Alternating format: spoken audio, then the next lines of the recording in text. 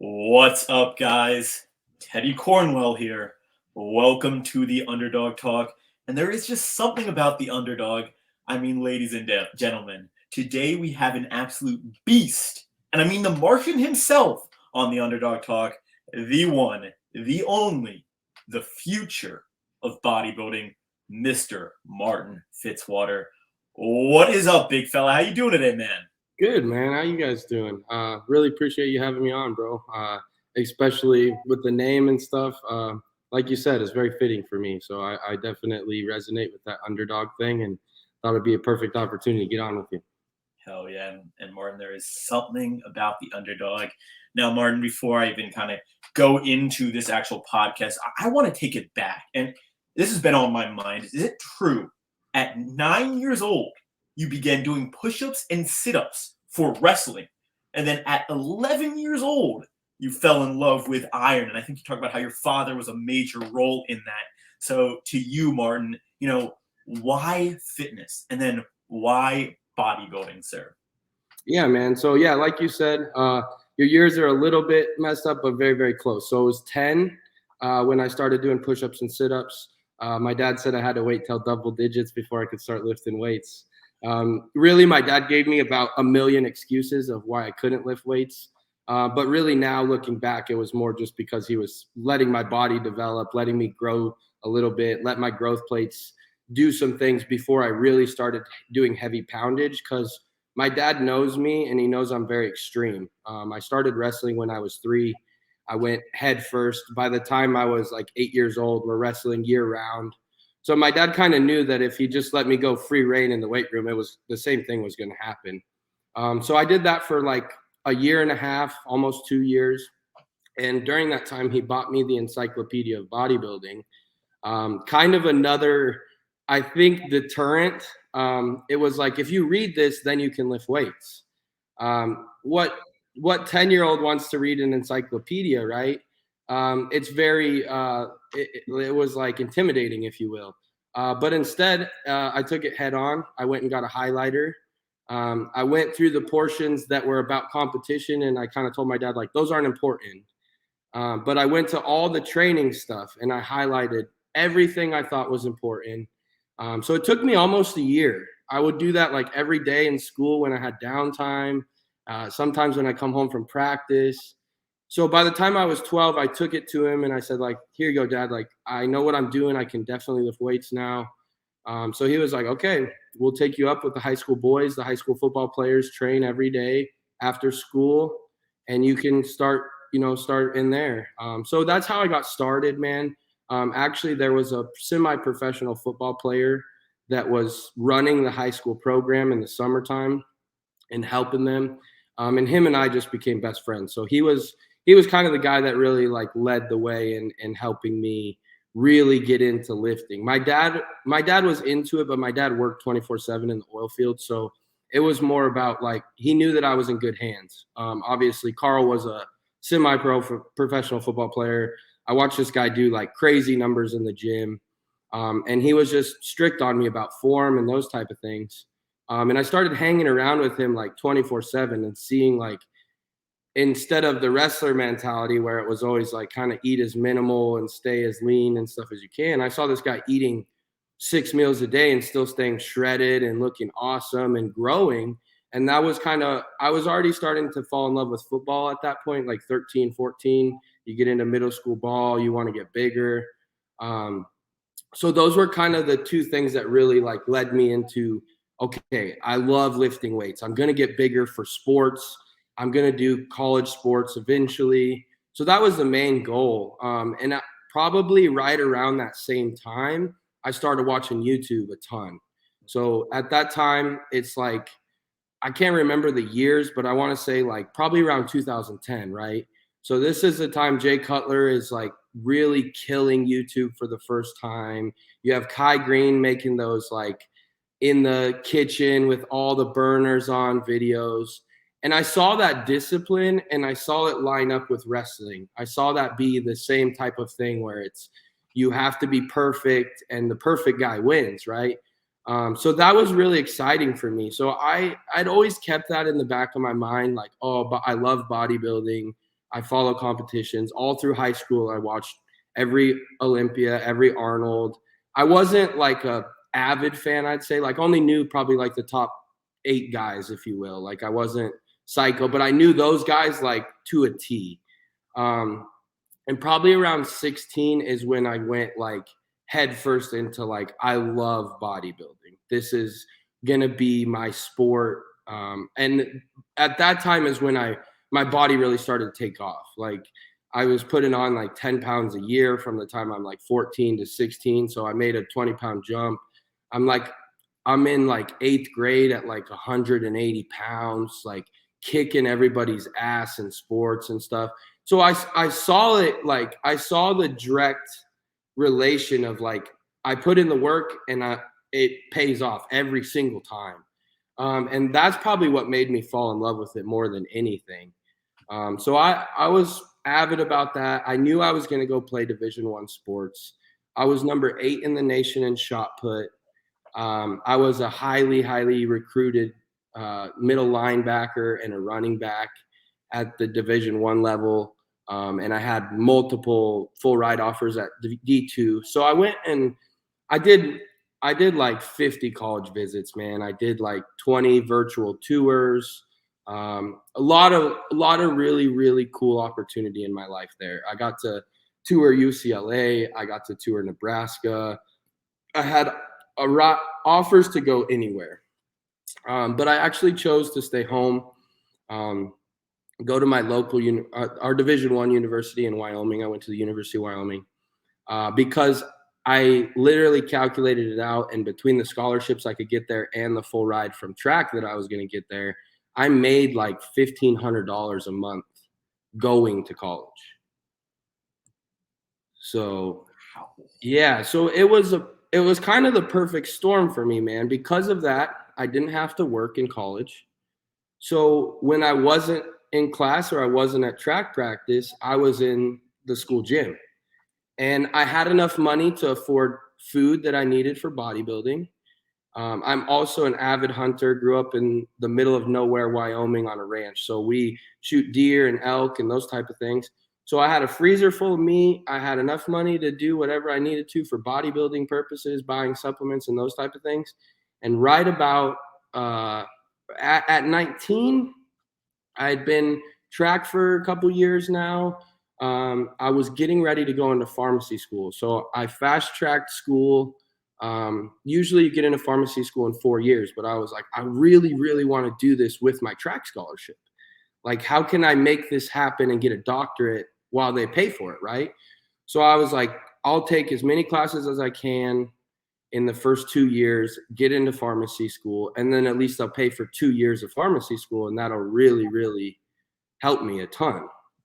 So I did that in the first 2 years, and I got to that 3rd year. We were getting ready to start school. I was actually in Texas, and I was starting my first bodybuilding prep. So I was 20 at this point, and I was working in the oil field with my dad in Texas, doing a prep. I was doing it all natural. It was crazy. We're working 7-12s, all these things. And about halfway through the prep, I think it was like 6 weeks out, my college coach, my throws coach, called me from the university. And he said, "Hey, look, man, I'm going to retire. They're going to bring in a new coach. I'd like you to meet the new coach, this and that. It's going to be very different." And for me, I was just like, "Look, man, I came to this university for you. You were pretty much the reason I decided to sign here, other than money. Otherwise, I probably would have went to Nebraska." So sitting there and really looking at it, I was like, all right, do I want to continue track and pharmacy school and bodybuilding? So it was kind of like, let's eliminate the one that I feel like I don't love anymore, or that doesn't have a future, right? And it was like, I'm not going to be an Olympic shot putter. I'm 225 pounds at this time, and I'm 5'7". The guys that are Olympic shot putters are 6'6", 330, 350 pounds, right? So I knew realistically I'm the smallest Division I shot putter in the nation. I was good. I was all conference, but I wasn't going to be the guy, right? And I really felt that I can be that guy in bodybuilding. I even saw my potential at that point in time, around 20, never taking anything. Everyone is thinking I'm taking things. I go to bodybuilding coaches and talk to them. They think I'm taking things. So it was a really cool point for me. So at that time when he called me, I just said like, hey man, look, why don't you take my name off the roster? I'll figure out how to pay for school on my own, and I'll do this thing, pharmacy and bodybuilding. So I had like I said, like 6 more weeks. I went into that first show, and it was awesome, man. It was the coolest experience in my life, and from that second, I was hooked. I was so nervous and scared. I'm this like, my eyes are this big, and I'm backstage with all these guys that look crazy. And for me, dude, I had no idea what to expect. Like I thought I was good, but I had no clue realistically. And that first show, I had like 3 pros from Colorado all come up to me like, what's your name? Who's your coach? Where the heck did you come from? Like, you look incredible. So I actually ended up getting second to somebody that ended up going to nationals and winning the pro card. And so that was kind of the telltale for me. Like, okay, you can do this. You got what it takes. You've always put all your eggs in one basket. So now instead of track, let's put all of our eggs in this basket. So went back home and went straight to work, man. It was pharmacy and bodybuilding for a while. And then I ended up even walking away from pharmacy school. I mostly, man, I enjoyed the learning. I enjoyed the science and the pharmacology. I really hated the job. I didn't like being in a pharmacy. I didn't really enjoy the people that I had to deal with, because although you're helping them and they're sick, a lot of people don't appreciate the medicine side of things. They appreciate the doctor, but they don't appreciate the person, the pharmacist as much. So that was kind of hard for me. And I kind of saw like that's no hands-on. I kind of wanted to be someone where I could see you get better if I was going to do something like that. So like I probably would have been better off in physical therapy, where I could watch your progress and see you progress and get better as a person. So that's why also bodybuilding became good for me too, because I started to see my potential in coaching. Yeah.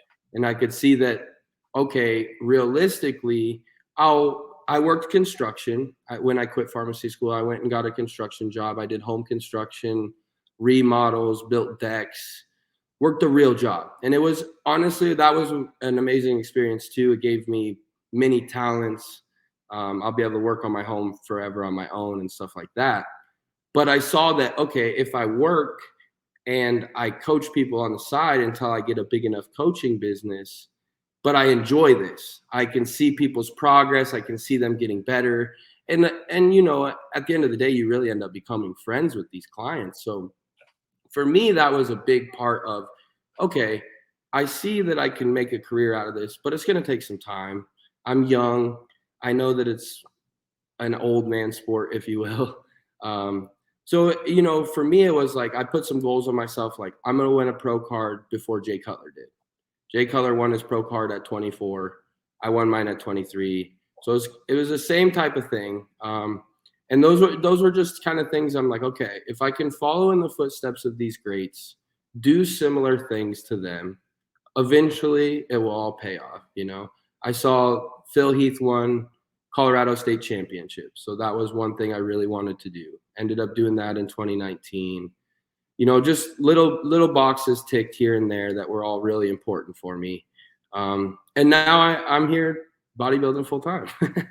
And I mean, wow, I listened to every word. And Martin, I mean, you really are bodybuilding full time. And I think, you know, you caught my interest because obviously you broke onto the scene and made a name for yourself, obviously, really since you broke onto the scene, but really more recently with obviously the 2022 Arnold Classic UK and the 2022, you know, Texas Pro, where you were in the mix for first place. There's no questions asked. You were really one of the top guys that people had winning, and I had you winning. I mean, you just brought a definition which we really haven't seen, a very dry. And obviously, you talk about how, you know, this is time to go back to the lab and come back in 2023, obviously. But, what are you going to change going into your next show, going into 2023? And obviously, the Mr. O is the end goal. But what do you see doing differently next year?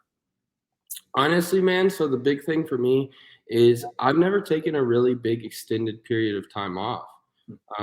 I've really ended up competing almost every year since 2017, at least once, sometimes twice, sometimes three times. So for me, I'm actually not going to compete in 2023 at all. I'm going to wait until 2024. I'm going to take myself a full 8 to 12 months of growing, do a health phase, well, probably a couple health phases in the midst of those. And then I'll start a prep. So I'd like to do almost 2 full growing seasons, if you will, and then start a prep. So that will be the biggest difference. I really don't think, dieting wise, not much is going to be different there, man. I feel like I dialed that in, and I know how to get in shape. So and to me, man, I enjoy getting in shape. So that's not really a struggle for me, if you will. Like, and honestly, it's like I need somebody to tell me, like, you're pushing too hard. Maybe you need to pull cardio today, those type of things. So I don't think I'll change that. I don't think that I'll change cardio much either. Obviously, you have to change variables if the fat's not going away. But if I can keep fat or keep cardio as minimal as I have in every prep, I find that just works best for my body. If I do a lot of cardio, I look beat up and tired. If I keep it around 20 minutes, 4 or 5 days a week, I look good, and I can burn the body fat with training intensity. I love to train. I like taking sets to absolute death. And if I have to do some extra volume to burn some fat, I would rather do that versus do cardio. So I don't think that those things will change much. And I honestly don't think that my diet will change too much, man, because I've just found the foods that really, really work for me. I found everything that digests well. I don't really eat any foods that bloat me. And I think that that's part of why my waistline is so good, is I've really dialed that in. And I spent a lot of time on that in my early amateur career, just really trying to find these foods. Because one thing is, man, I have a psycho metabolism. And when I was working construction, I was eating upwards of like 8,000 calories a day just to be able to slowly progress. I wasn't even putting on very much weight at that time. It was just like that was a necessary food that had to come to even think about growing, right? So because of that, I had to really, really figure out what foods work so I could eat a ton of them and make it happen. So I don't really think a lot of that will change. Training wise, I do think that I'll kind of go more back towards how Brett and I trained. I think that was a little more beneficial for my body. Not that I do want to keep the intensity. I do want to keep some of the rep schemes. I do want to keep the load similar to what I did with Branch, but I want to take that perfection in form that Brett and I used to that, because I had a couple injuries this year that I really felt like it was just a little bit of sloppy form. And obviously sometimes injuries just come, man, like the little minute quad tear that had nothing to do with sloppy form. That had to do with I'm hack squatting 10 plates each side, and I was on like the 19th rep or something like that. So it's like it just happens at times, right? But I do feel that my recovery and stuff was a little bit better when I trained with Brett with a more meticulous, perfect form. So right now, as I'm even getting back into training and stuff, you'll be able to see in the training videos right now that I've been posting, it's a little more perfect. It's still taking it to the absolute max. It's still burning your brain up, but it's kind of calling it maybe 1 or 2 reps shy of what I would have before, because the willy-nilly stuff is what ends up getting you hurt, But outside of that, man, I really think that it's just a matter of time. I just need to put on some muscle maturity. Realistically, I need probably 5 to 10 pounds. I can't tell you how much, because as the maturity comes, some of this weight that's already on me might look like it's more weight just from it getting harder and denser. That's interesting. And I mean, the one thing, Martin, is obviously this is why I'm excited. And for those who don't know, Martin is young. and that's what it's going for you. And I saw a video on how you could do 2-3 years off, just get that regrowth, and you're going to be coming back, what, 25, 26 in 2024, right? Yeah, so if I wait a full, I'll be 26 next year, this upcoming. I turned 26 in January. Gotcha. So I would be 27 when I came back in 2024. I mean, that's the same age as Nick Walker right now. Yeah. That's a couple years younger than Hunter is right now. You know, I mean, Ian's 31 or 32, Brett's 32 or 33. Like all these guys are in their 30s, and that's really, if you go back and look, a lot of them make big jumps from that. It really in this time period. Like if you go back and look at Ian Valliere, I think he's a very good example of this. If you look at him 5 years ago, his physique wasn't super hard and grainy and dense like it is now. It was beautiful and it was a great physique, but it still had a little bit of immature look to it. Now the dude is like a piece of granite. And part of that just comes with age, man. It comes with years of training. It comes with time under tension, under heavy loads. And I think mine is very advanced for my age. Don't get me wrong. I'm 25 and I feel like my muscle maturity is very up there. But and then that comes from training for a very long time and very heavy and all these things. Like you said, I've been training since I was 12 years old. Like that gives me a leg up over everybody, in my opinion. But at the same time, there's still some things that happen physiologically as you get into that 28, 29, 30 years old as a male, that your bone structure starts to settle a little more. Your growth plates finally completely close. Like right now, my growth plates are just getting to the point at which they're closing. I had x-rays done like 6 months ago, and they told me like, oh, like your elbows are just now finishing up your growth. And it wasn't probably that I was getting taller or anything. It's that my shoulders and stuff are widening out a little bit and getting a little bit more width. And I can feel that. My waist stayed the same, but my shoulders feel a little bit wider as I'm coming into this. And as I put on more weight, I'm starting to see that maturity start to settle in a little bit more. You know, my legs right now are just granite 24/7. Like it doesn't really matter if I eat like a fat ass or not, like they're just hard as nails. So if I can get my upper body in that same kind of mature muscle, then I'm really dangerous. Yeah. And I think that's why I need a year. I really do, because my upper body is something that's always kind of been a little bit behind. My legs have always been my standout body part. I love to train legs way more than I like to train upper body. And something I really struggle with is my pecs. It's just something I have struggled with connection. I've struggled with finding the best movement for it because my delts are psycho strong and my triceps are psycho strong. So they want to take everything over. So I've had to make some big changes and manipulations. And I also had to get weaker, if you will, in movements that I was unbelievably strong at, but I was not using the muscle that I wanted to. So right now, I don't think that I'm moving loads that are going to make me grow tons and tons, but I'm perfecting the actual pec movement to where when in 6 months, even as I continue to grow, then I will be moving a load that I think is respectable enough to make these pecs grow.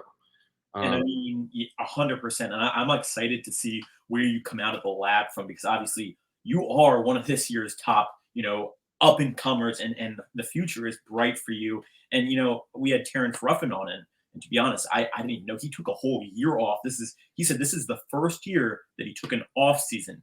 And he said he feels better mentally, physically, and I've made a bold prediction. I have him winning this year. Really? Wow. It's the other.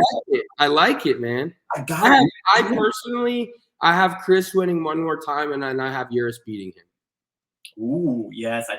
He is an up and comer, and maybe it's because Uris is my best friend, so that also is.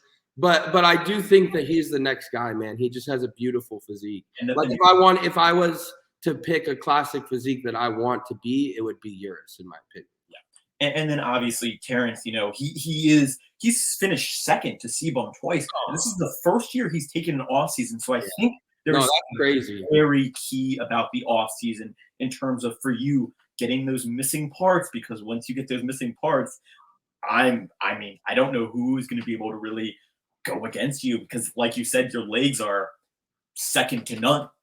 Second to none. And obviously, my thing is there is no age in bodybuilding. I mean, Kevin Levrone came back at 55 and he still looked phenomenal. And obviously, Kamal is still in there and he's what, 53, 54, and he might win it this. I have him winning it this year. And we're actually having him on. Now, I kind of want to turn to this year's Mr.O. Who are your top 5 in the open, sir? Yeah. Man, I've done this like 4 or 5 times, bro, and I swear I change it almost every single time. Obviously, I mean, we see updates and stuff, and we see things change and this and that. Personally, if we go off of potential, I think Hunter Labrada has the best chance to win a Mr. Olympia over these guys. He has the best balance, he has the best size, but he's never came conditioned.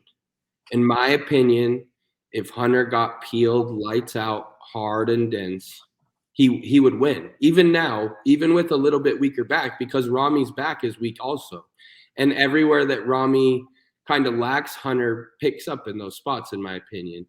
And his structure is so beautiful, man. He's like a Brandon Curry, but has better legs, in my opinion. So I love Hunter's physique off of potential. Now, going off of updates, I don't think Hunter's going to be in shape the way he needs to be in shape. Personally, I think like he should probably be ready almost right now, and I don't see that. Yeah.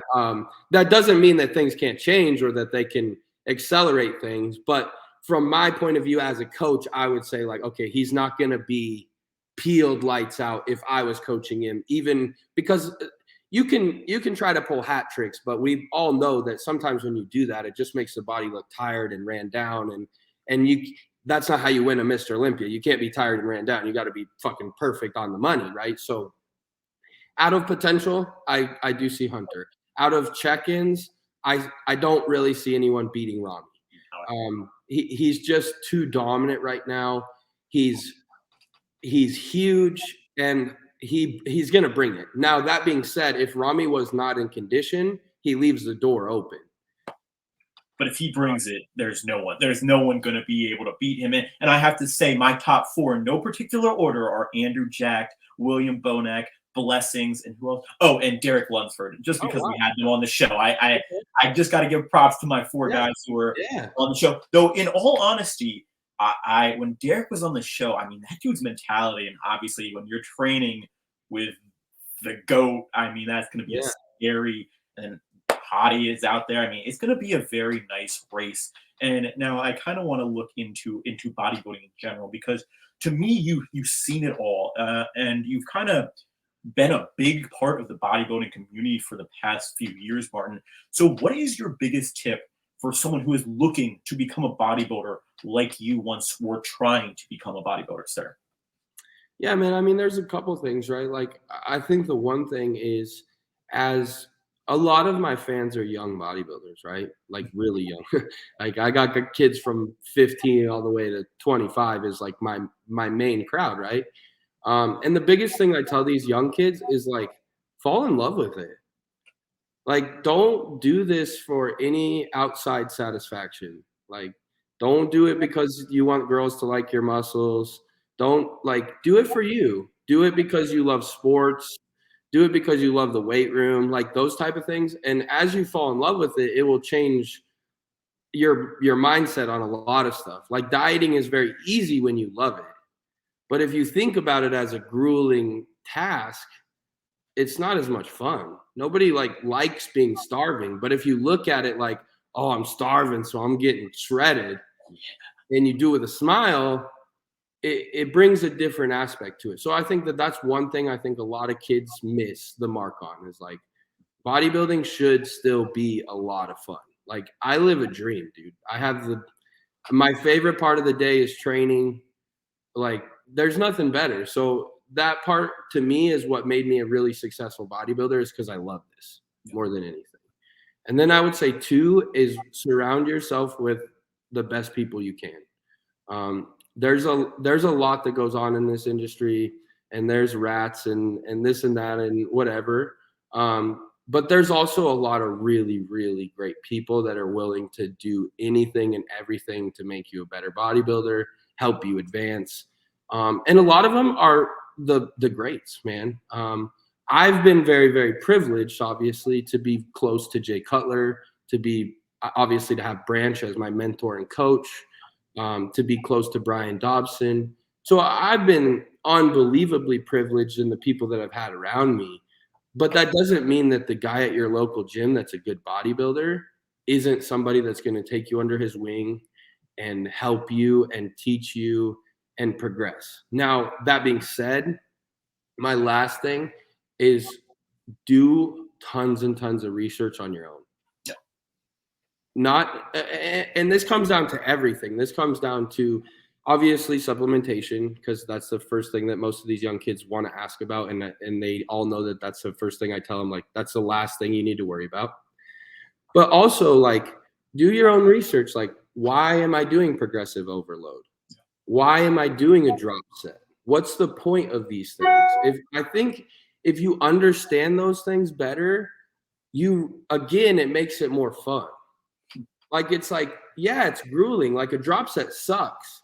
But why are you doing the drop set is like, okay, well, I'm pushing past failure every time I drop the weight, and I'm continuing to extend how long the muscle can go. Well, then, like, it starts to become a game, and it starts to become fun, right? So, but you have to understand that. You can't just be like, well, so-and-so does a drop set, so that's why I do it, and it sucks, right?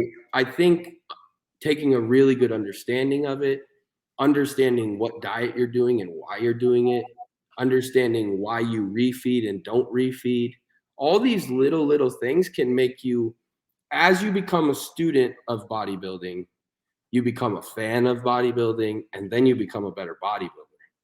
So I think those things all go hand in hand. And I think if you take those 3 things and put them together, you're gonna be a successful bodybuilder. Now, you might not be a top pro, but you're gonna have some success in the sport. And you know what? I mean, Martin is a coach, ladies and gentlemen, and I know so many of you want a coach you can trust, a coach who knows his shit. I mean, first person to sign up for Martin's coaching, I will send you a free Ryse product of your choice. I know I saw you had open coaching. I mean, please, like you said, I think it's so key to get a coach, because oftentimes, 99% of those times, the coach has been there. You know, you've seen it all, and obviously you really have seen it all. Now, before I get you out of here, I want to know your number 1, number 2, and number 3 for the Mr. Open. Or for the Open. Yeah. All right. So like I said, Rami number 1. I'm going to shake things up here a little bit. I see Bonac actually coming in and cutting some heads off, man. I know Juris got to see him in person at that guest posing in Germany. And I trust Juris's opinion, and he's like, he will be top 3.